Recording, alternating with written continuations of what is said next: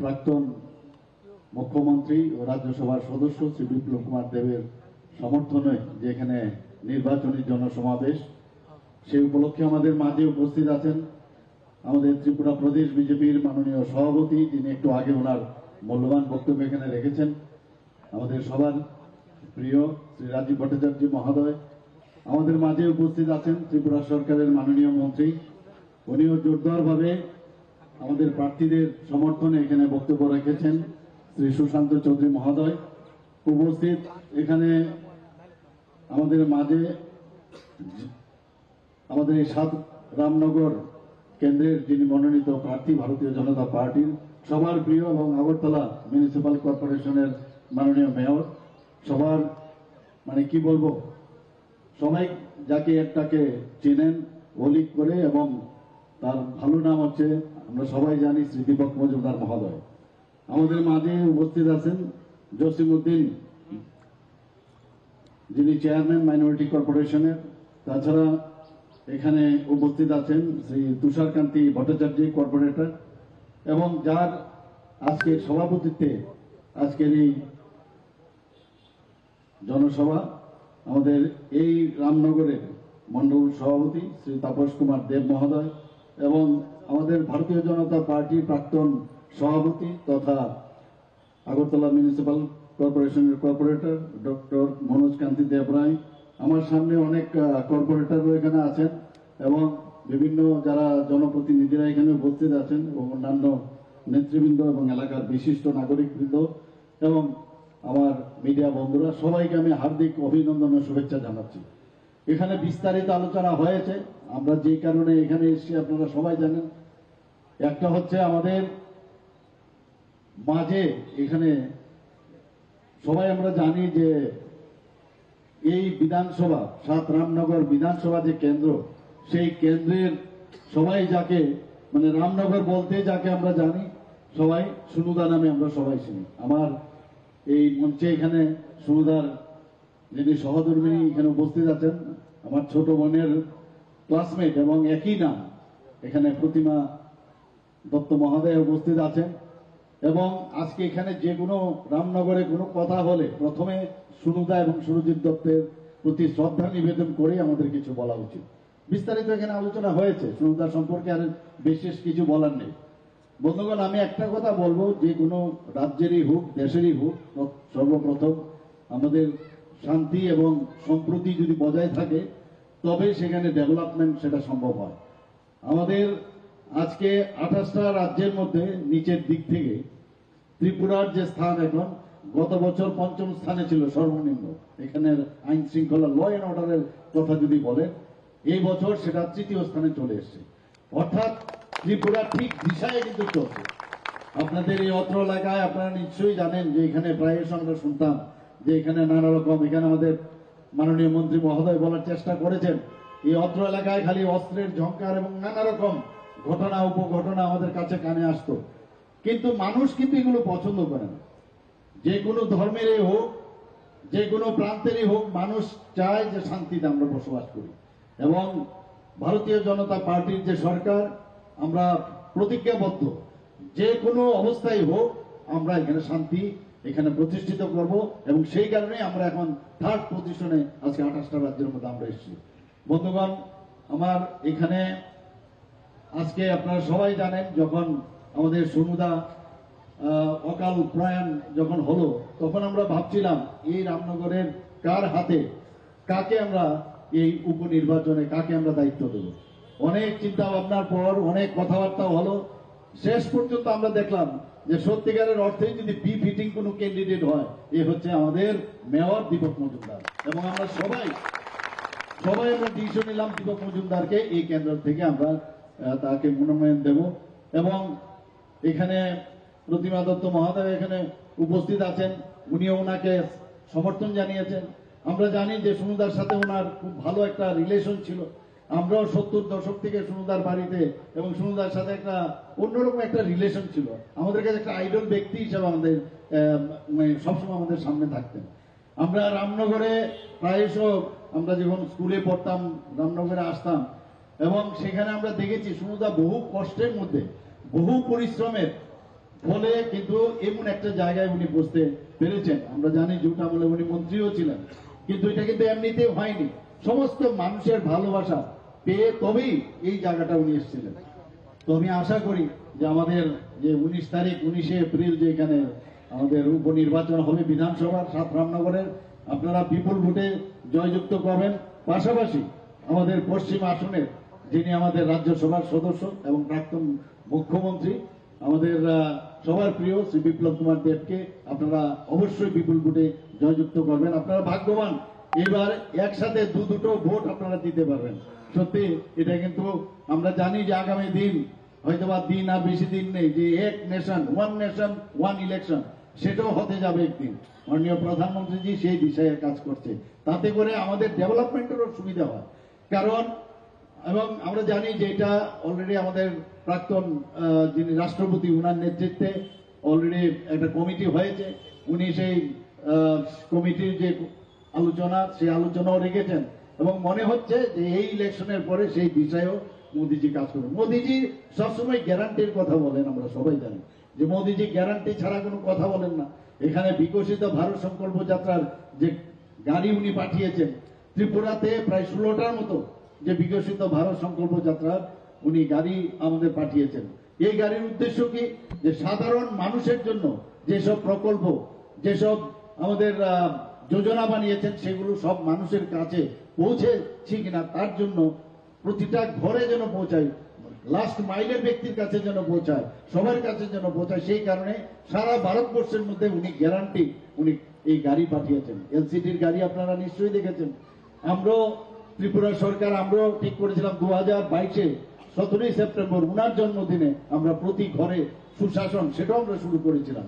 এবার দ্বিতীয় পর্যায়ে বিকশিত ভারত সংকল্প যাত্রার সাথে একসাথে আমরা সেই কাজটা করছি এবং আমরা মোদিজি আমাদের যেভাবে আমাদের মার্গদর্শন করান যে আমাদের কাছে কোনো ধর্ম বলতে কিচ্ছু নেই, আমাদের সবকিছুর ঊর্ধ্বে উঠে উনি বারবার বলছেন যে আমরা মানুষের জন্য আমরা কাজ করব। উনি বারবার বলছেন আমাদের কাছে 4টে জাত, একটা হচ্ছে গরিব মানুষ, একটা হচ্ছে আমাদের যারা মহিলারা আছেন, একটা হচ্ছে আমাদের যারা যুবকরা আছেন। এইভাবে উনি বারবার কৃষক, এই 4 জাত হচ্ছে তাদের যদি উন্নয়ন হয় তবেই ভারতবর্ষের এবং রাজ্যের উন্নয়ন হবে, সেই দিশায় উনি কাজ করেন। তো আমাদের এখানে একটু আগে অ্যাক্টিভ পুলিশের মাধ্যমে আমাদের ত্রিপুরার সবচেয়ে বেশি কিন্তু আমরা লাভবান হয়েছি। আমি যখন মুখ্যমন্ত্রীদের সম্মেলনে আমি নর্থ ইস্টে যখন বসি, সব মুখ্যমন্ত্রীরা বলেন যে এখন মনে হচ্ছে যে আমরা ভারতবর্ষের সাথে যুক্ত। আগে কিন্তু এরকম একটা অবস্থা ছিল না, কারণ যেভাবে ডেভেলপমেন্ট উনি বারবার বলছেন যে নর্থ ইস্টে যদি ডেভেলপ না হয় তাহলে ভারতও ডেভেলপমেন্ট হবে না। আর আমরা এখানে বলছি জাতি জনজাতি মিলে আমরা সমস্ত ধর্মের লোক, আমরা যারাই যে জাতেরই হোক, আমরা সবাই মিলে যদি একসাথে কাজ করি তবেই এক ত্রিপুরা শ্রেষ্ঠ ত্রিপুরা আমরা তৈরি করতে পারবো এবং সেই দিশায় আমরা কাজ করছি। এখানে বলা হয়েছে এখানে যেভাবে স্বাস্থ্য ব্যবস্থা আমরা যেভাবে উন্নতির দিকে আমরা কাজ নিয়ে যাচ্ছি, একমাত্র সেটা সম্ভব হয়েছে মাননীয় প্রধানমন্ত্রীর জন্য। আপনারা এখানে জানেন যে ডেন্টাল কলেজ আমাদের বহুদিনের একটা ড্রিম প্রজেক্ট ছিল, সেই ডেন্টাল কলেজ 50 আসনের সেটাও এখানে মাননীয় প্রধানমন্ত্রীজি এসে নিজে এসে সেটাকে উদ্বোধন করে গেছেন। এখানে নার্সিং কলেজ হয়েছে, আগামী এখানে 2টো মেডিকেল কলেজ আছে, আরেকটা মেডিকেল কলেজ এখানে হওয়ার পথে। ওনাদেরকে বলেছি যদি আইন মেনে আপনারা করেন নিশ্চয়ই আমরা সেই আপনাদের আমরা নোট দেব। তো সেই দিশায় আমরা কাজ করছি। এখানে শান্তি সম্প্রতি আছে বলে প্রচুর ইনভেস্টর বাইরের থেকে এখন আসতে চাইছে, এখানে ইনভেস্টও করছে।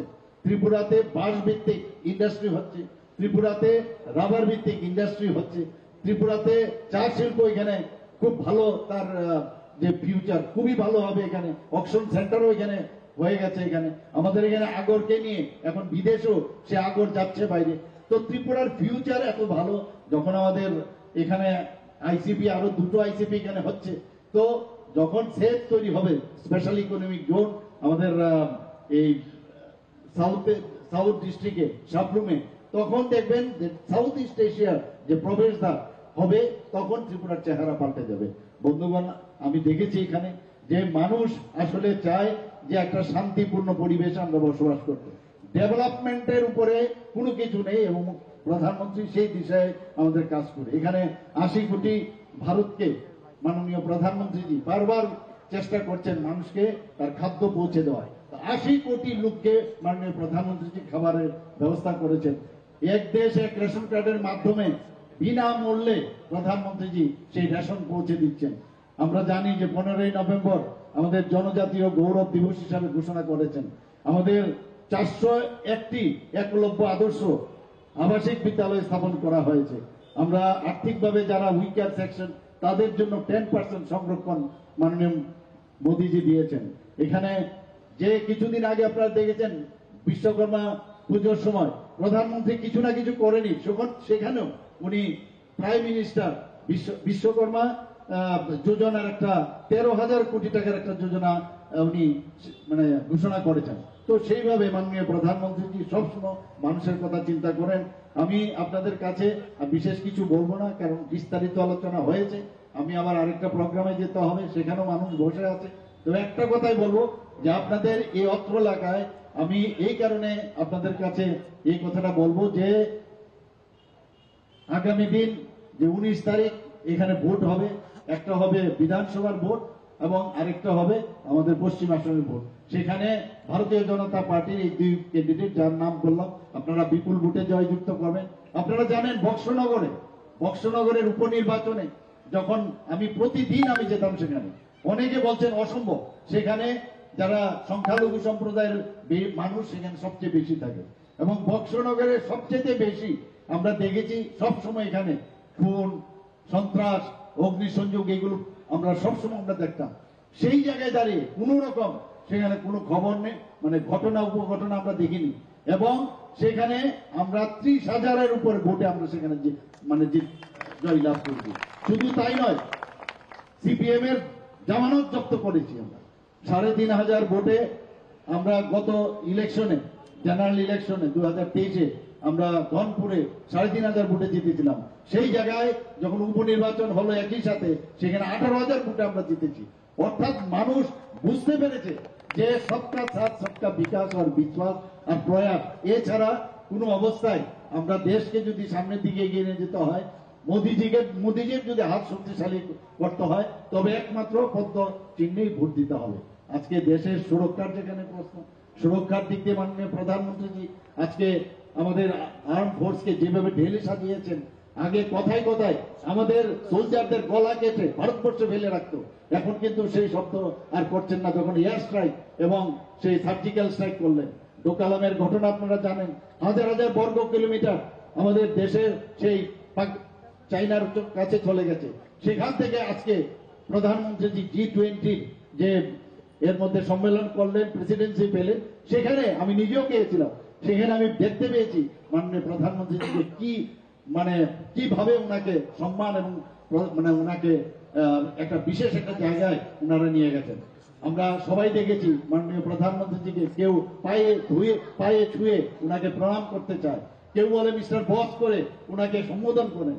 সেই জায়গায় দাঁড়িয়ে আমাদের দেশ একদিকে সুরক্ষিত, একদিকে আর্থসামাজিক উন্নয়নে সেই দিকে কাজ করছে। এখানে অনেক মহিলা আমাদের মা ও বোনেরা এখানে উপস্থিত আছেন। আমরা সবাই জানি যে এসএইচজি গ্রুপ সবচেয়ে বেশি আমাদের ত্রিপুরাতে সাকসেসফুল। 2017 আগে মাত্র এখানে 4,000 এসএইচজি গ্রুপ ছিল, আর আজকে আমাদের এখানে 56,000 এসএইচজি গ্রুপ হয়েছে। প্রায় 5 লক্ষ মহিলারা তার সাথে যুক্ত হয়েছে। আমরা মহিলাদের সশক্তিকরণের কথা বলি, আমরা এখানে মহিলাদের জন্য কি করেছি। আমি যখন ভাই ভোটার সময় আমি ঘোষণা দিয়েছি যারা গ্রাজুয়েশন করছে কলেজ লেভেলে তাদেরকে কোনো রকম ওখানে এডমিশন ফি দিতে হবে না, কোনো ধরনের যে কোনো বেতন যেটা দেওয়া হতো সেটাকে আমি মুকুব করেছি। আমরা এখানে দেখেছি যে 33% রিজার্ভেশন, যখন প্রথম আমরা ত্রিপুরাতে 33% রিজার্ভেশন মহিলাদের জন্য চাকরি ক্ষেত্রে রেখেছি। মাননীয় প্রধানমন্ত্রী এবার আইন পাশ করলেন, সেটা কি যে পার্লামেন্টে এবং অ্যাসেম্বলিতে 33% মহিলাদের জন্য রিজার্ভেশন থাকবে। সেই কাজটা মহিলাদের সুরক্ষিত করার জন্য এই ভারতীয় জনতা পার্টির নেতৃত্বাধীন সরকার করছে। আমরা বারবার বলি যে আমাদের যে ডাবল ইঞ্জিনের সরকার, একটা উদাহরণ আপনাদের দিচ্ছি। আপনারা জানেন যে কিছুদিন আগে যখন মণিপুরে খুব সমস্যা হচ্ছিল, একদম একিউট কন্ডিশন। সেখান থেকে গার্জিয়ানরা আমার কাছে বারবার বললো যে আমাদের ছেলে মেয়েদের কি করে ওখান থেকে আনা যায়, আপনি ব্যবস্থা করুন। আমি সাথে সাথে আমাদের এভিয়েশন মিনিস্টারের সাথে আমি কথা বললাম, রাত্রি 12:30টার সময়, এই হচ্ছে ডাবল ইঞ্জিনের সরকার, 12:30টার সময় উনি একটা স্পেশাল ফ্লাইট দিলেন। সেই ফ্লাইটে আমাদের ছেলে মেয়েদের প্রায় 200-250 মতো ছেলে মেয়েকে আমরা ফিরিয়ে নিয়ে আসলাম এখানে, এবং পরের দিন আমরা নিয়ে আসলাম।